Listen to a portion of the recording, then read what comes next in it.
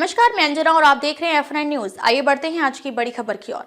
गया बिहार का एक शहर है। यह बिहार का दूसरा बड़ा शहर है। गया को ज्ञान और मोक्ष की धरती भी कहा जाता है। गया में हिंदू, बौद्ध और जैन धर्मों का गहरा ऐतिहासिक संबंध रहा है। गया में कई धार्मिक स्थल भी हैं, जैसे कि विष्णुपद मंदिर, डुंगेश्वरी गुफा और बोध गया। इसके साथ ही पितरों की मुक्ति के लिए गया जाने जाते हैं। और इसी गया में रेलवे सुरक्षा बल में तैनात हैं अजय प्रकाश इंस्पेक्टर। आरपीएफ यानी कि रेल सुरक्षा बल और इनके विरुद्ध गया में पूर्व में तैनात रही एक महिला आरपीएफ की सिपाही के द्वारा अजय प्रकाश के विरुद्ध छेड़छाड़ की शिकायत की गई थी। इस शिकायत की जांच पंडित दीनदयाल उपाध्याय रेल मंडल के डीआरएम ऑफिस के डीपीओ के अधिकारी के द्वारा किया जा रहा था, जिसे विशाखा कमेटी कहा जाता है। उस विशाखा कमेटी के द्वारा पंडित दीनदयाल उपाध्याय के आरपीएफ के कमांडेंट के दबाव पर अजय प्रकाश की मिली भगत से विशाखा कमेटी को अजय प्रकाश के विरुद्ध रिपोर्ट नहीं करने की सलाह देते हुए 25 से 50 लाख रुपए मोटी रकम बतौर घूस दिए गए और पीड़िता को इंसाफ के बदले पंडित दीनदयाल उपाध्याय रेल मंडल से सोनपुर रेल मंडल स्थानांतरण कर दिया गया। करीब 1 वर्षों से भी अधिक समय बीत जाने के बाद भी अब तक उक्त महिला आरपीएफ के सिपाही को न्याय नहीं मिल सका। और मिलता भी न्याय कैसे, जब अजय प्रकाश जैसा आरपीएफ को इंस्पेक्टर उसके जेब में गया। तैनाती के बाद सोने चांदी के तस्करों से लेकर शराब तस्करों से मोटी रकम जो मिलती है। कहा तो ये भी जा रहा है कि मार्च 2025 से पहले फरवरी के अंत तक अजय प्रकाश इंस्पेक्टर गया का स्थानांतरण किसी बड़े संवेदनशील आरपीएफ के पोस्ट में होनी तय मानी जा रही है, जिसमें पटना, दानापुर, मानस नगर, रफीगंज, धनबाद, समस्तीपुर आदि बड़े आरपीएफ के पोस्ट में इंस्पेक्टर के पद पर तैनात आईजी हाजीपुर के कलम से होनी है। आरपीएफ के सूत्रों ने बताया कि अजय प्रकाश ने इसके बदले 50 लाख रुपए अग्रिम भी लगा चुके हैं। इससे पहले भी जब उक्त आरपीएफ की महिला के द्वारा जब छेड़छाड़ का आरोप लगाया गया था, तो इंस्पेक्टर अजय प्रकाश के द्वारा उक्त महिला सिपाही को 20 लाख रुपए देकर मामले में चुप रहने को कहा गया था। जब बात नहीं बनी तो पंडित दीनदयाल उपाध्याय डिवीजन के कमांडेंट जतिन बी राज को ये रुपए अजय प्रकाश ने देकर कमांडेंट को ही खरीद लिया।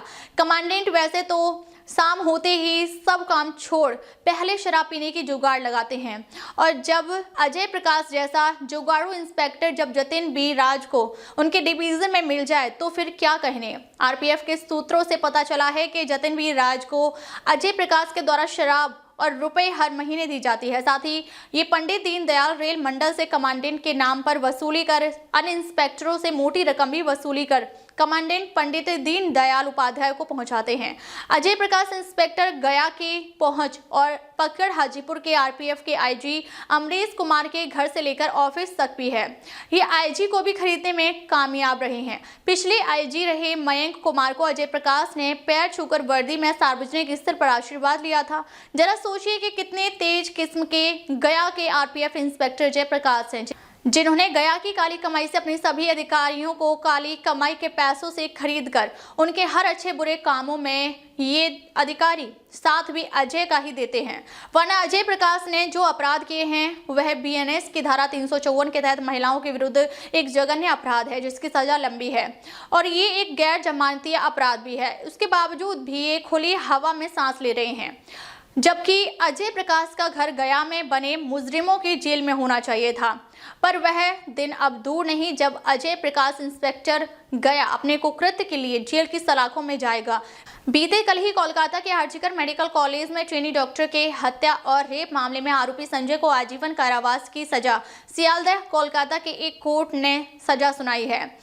पर क्या सजा देने या पीड़ित परिवार को रुपए देकर क्या इसकी भरपाई की जा सकेगी, ये एक अपने आप में बड़ा सवाल है। जबकि गया में तैनात रही उक्त महिला आरपीएफ की सिपाही गया में मेरी सहेली नामक आरपीएफ की तरफ से चलाई गई अभियान का हिस्सा थी, जो कि भारतीय रेलवे की ट्रेनों में यात्रा कर रही अकेली महिलाओं के सुख दुख का भी सहभागिता रहती है।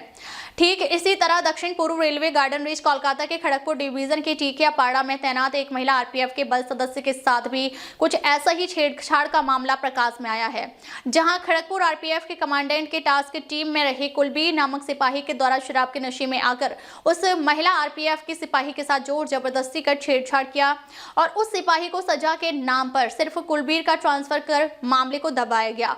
यहां भी विशाखा की टीम जांच के नाम पर सिर्फ और सिर्फ खाना पूर्ति करती ही दिख दिख रही है। ऐसा नहीं कि डीजी रेल भवन आरपीएफ मनोज यादव को ऐसे मामले संज्ञान में नहीं है, उन्हें बखूबी सब पता है और उनके संज्ञान में भी है। पर डीजी साहब को कुछ रेल भवन के अधिकारियों के द्वारा ऐसे मामलों में दिग्भ्रमित कर उन्हें भी कुछ रेल भवन के दलालों के द्वारा खरीद फरोख्त कर ऐसे संगीन मामलों से ध्यान हटाने को मजबूर किया है। वरना यही अगर किसी राज्य पुलिस के इकाई में ऐसी वारदात की खबरें आती तो आरोपी गिरफ्तार भी होता और जेल भी जाता। F9 न्यूज के लिए हाजीपुर पंडित दीनदयाल उपाध्याय से अनिल कुमार वागड़े की रिपोर्ट। अब तक के लिए बस इतना ही, फिर मिलते हैं एक ऐसे ही बड़ी खबर के साथ। तब तक के लिए नमस्कार और देखते रहिए F9 न्यूज। अगर आपको वीडियो पसंद आई हो तो लाइक करें व शेयर करें। ऐसी लेटेस्ट अपडेट पाने के लिए बेल आइकन प्रेस करना ना भूलें। अगर आप हमें फेसबुक या फिर इंस्टा के माध्यम से देख रहे हैं तो हमारे पेज को फॉलो जरूर करें। धन्यवाद।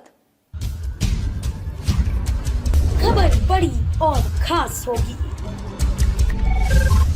असल वजह की तलाश होगी, दुनिया भर के हर गांव, शहर, गली, मोहल्ले पर नजर हमारी होगी। खुलेंगी पर्दें, जहन में उठे हर सवाल की बात होगी, हर वो जवाब जो है आपके लिए जरूरी, जिम्मेदारी हमारी होगी। हमारी खबरों में कुछ हटकर होगी बात। देखिए सिक्के के दोनों पहलू F9 न्यूज के साथ।